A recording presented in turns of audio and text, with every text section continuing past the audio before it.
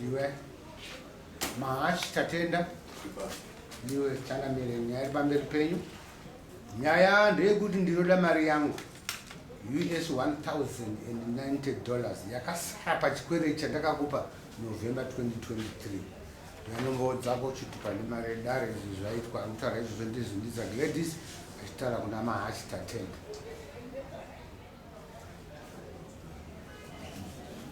Taura tizo Gladys. I'm sorry.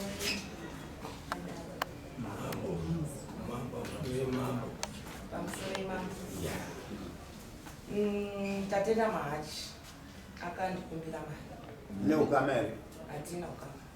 Kumbira mari. Achida kutenga mota, aida kuita rent to buy pamota. Saka mota yake yakanzi ruda 1,000 kuti atange kuipiwa kuti atange kuishandisa. Saka 1,000 anga asina. Vandikumbira mari, titete ndokumbirawo mari. Zvandiri kuda mari ndichiita zvebusiness. Ndinokupa iwe chibereka. Ndopatakanywererana pasi vandakupa mari. Unopa mari? $800. Saka musi wa9 ndakamupa mari musi wa9 November. Musi wa8 November mnani gore rapera. 2023. Musi wa8 December akabva andipa profit ye180. Musi wa9 January 2023 haana kundipa mari panga 2024 okay, 2024 ndo musi wa tirikungofamba nedate ra9 haana kundipa mari musi wa9 January 2024. Musi wa10 January 2024 vandipa 65. Musi wa14 January 2024 vandipa 40. Musi wa19 January 2024 vandipa 45. Ingaito pakazova ndina kuinyora bauti ite 180. Saka musi wa9 February parofanira kundipa futi imwe 180 haana kundipa mari. Musi wa9 March haana kundipa mari. Apa isusu pandakamupa mari ndakamuti mwedzi wechi4 ubvondidzorera mari yangu iyi. So I found what 180 every month. Interest.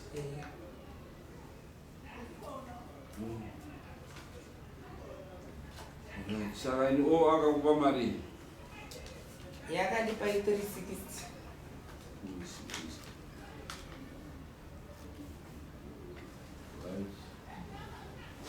izvo zvekutaura pamusoro mama ya zvatorwa na saka asati apedza saka anokuowa mari yaizvezvi yese kusvika kudate yandiri kuti 800 plus 360 which is anenge achikuowa watichi 1,160. So that pamusoro mama izvo ndakaenda kuna titi kuti ndiende kwavari vakatanga kumbopa hanzvadzi yangu mari kuti ndizozive kuti vanokweretesa mari ndavadzori pahanzvadzi yangu yobva yavadzorera yakavadzorera ndo pandakanzwa kuti pane tumota tokuti vari mudubai iyana inosevenza mari ndo pandaenda kwavari ndikati atete ndandikukumbira kuti mundibatsirawo nemari ndoda 1,000 but nandoda 800 zvikanza ndikandimboteretere muzvikwereti zvangu zvizvawakateratera ndichivafonera vavandipa mari yayo vazondipa mari vakandipa musi muna November anasi kukanganisa vandipa mari yayo to saka kupfungwa yangu wokufunga kwangu ndandakanzonzi kuri muDubai unokesha unobhadhara motikari kuti kana kuzosvikira yayo yako pawiki unenge uchibhadhara $100. Saka inini ndakabva ndati tete mota zviyanzi $100 which means inini ma50 pawiki ndikufanira kutosvitsa 150 ndenge ndichimbobatana nedza mari kusvikira ikwana. Saka zvinhu zvezva zvinozoita sekudaro muridzi wemota akabva ati majuta akakwira ndatobata mari kuva ndangotambira mota. Saka ndatambira mota mushure meso mudzimai wangu akabva azomborwara anga ari pamiri. Saka mudzimai wangu achirwara ndakavapa chichemo ndikati tete izvozvo zvakandiomera kuti ndiraundi mari yekuti ndipe murungu handina plus kuti mudzimai wangu ari kurwara ndikuita ma up and down.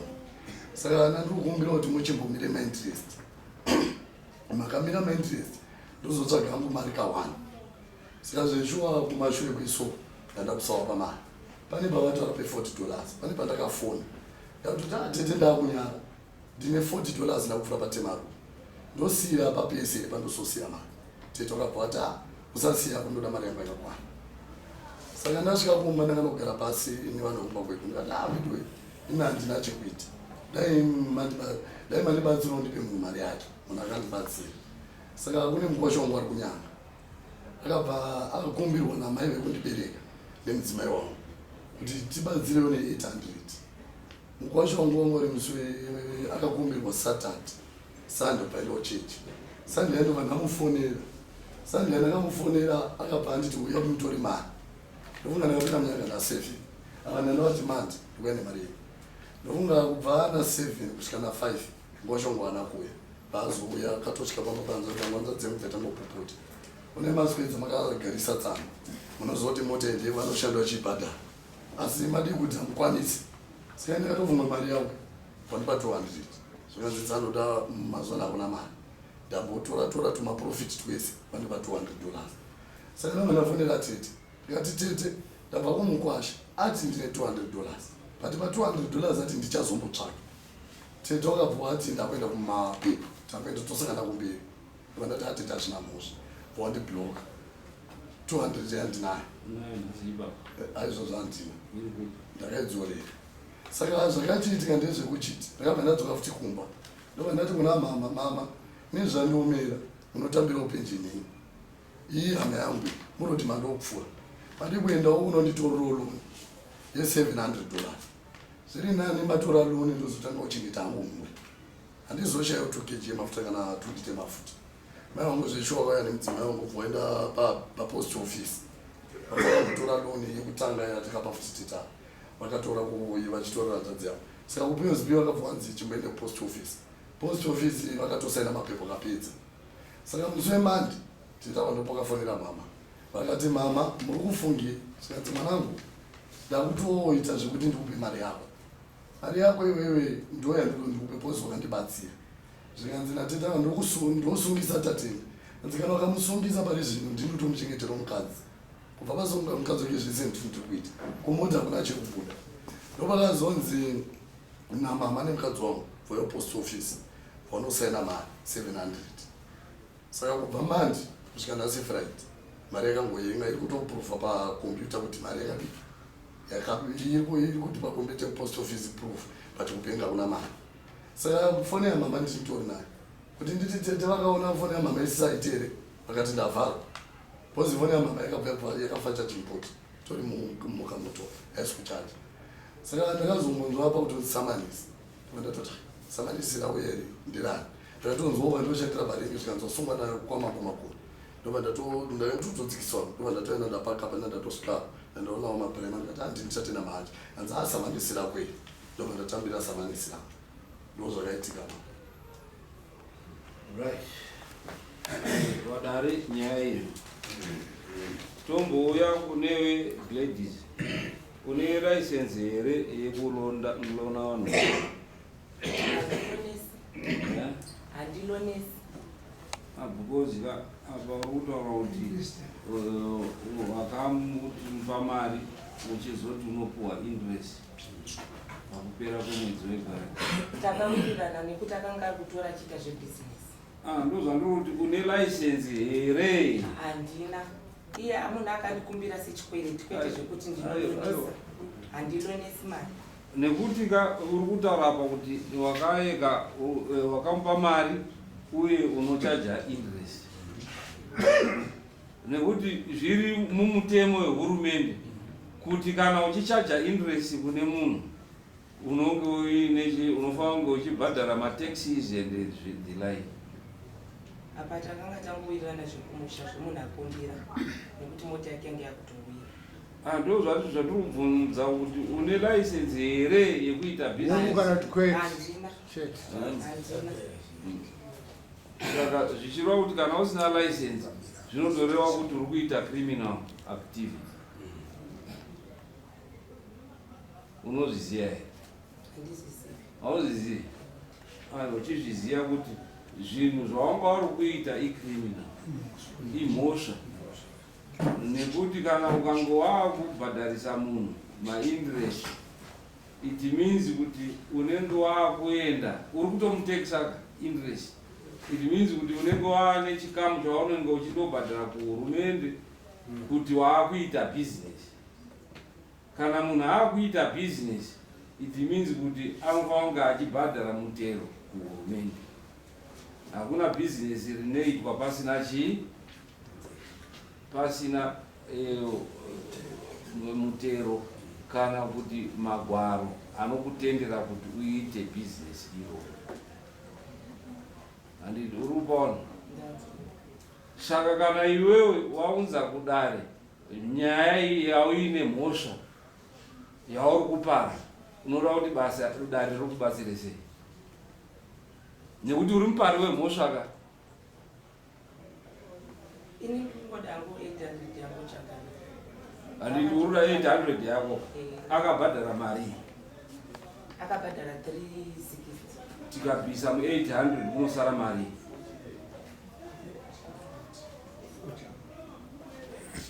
440. Saka ndo mari yaanofanira kuti akudzorere. Ndo mari dzekukweretesana kana muri vaye mese muchikweretesana, munongokweretesana ndipo ndidzorero. Saka ane chikwereti chako che440 chisina interest. Nekuti kana wakuita business damatare isusu totonzi right mazomuti apuwe neinterest sei ko kuhurumende imi mambo makoni bhadhara ichi interest inenge ichiteera yawakaita business nekuti rinenge raa business. Right, iwe une chikwereti che$440 unochizorera rini? Handichatozochanga ndotokumbirawo kwa muri kana kuti unochizorera rini? Chakakwana chikwereti chako che4. Pfungwa yangu inini kana usina toya totora mombe kuita kuti titengese timupe mari yake. Pfungwa yangu inini tandakatodeposita mari post office. Saka ndokumbira kuti nhasi kusvikawo pangu pachipiri mari inenge yaita ndomudzorera. Saka tokupa up to Friday next week. Unomudzorera 440 dollars. Right, nemakosti wakamuunza kudare mari yawamuunza kudare. Handizivi. Iwewe yawakabhadhara kuti ave kudare Ndakabhadhara 50 nhasi wabhadhara chii? 10. Right. Saka it means plus 60 unobhadzorera ya $500. Makosti edare $60. Saka tokupa up to Friday. Kana usina kubhadhara by Friday, iwe unoya kudare toenda tondotora mombe kudanga kwake todzitengesa tokupa mari yako. Handiti wapanzwisisa?